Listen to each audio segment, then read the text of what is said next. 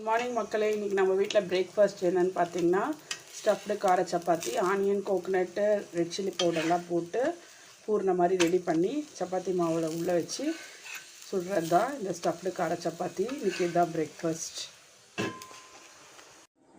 இன்றைக்கி பிரேக்ஃபாஸ்ட் பாருங்கள் ரெடி ஆகிடுச்சு. ஸ்டஃப்டு கார சப்பாத்தியும் கார சட்னியும் இன்றைக்கி தான் நம்ம வீட்டில் பிரேக்ஃபாஸ்ட்.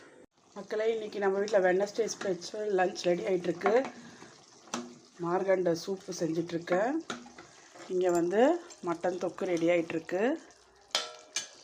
ஆகிடுச்சு. ஒயிட் ரைஸ், மட்டன் தொக்கு, கொஞ்சமாக மேலே கேஷ்யூ தூவிருக்கேன். இந்த மாதிரி பண்ணி சாப்பிட்டிங்கன்னா சூப்பராக இருக்கும். கூடயே 2 முட்டையும் வடித்து வச்சுருக்கேன்.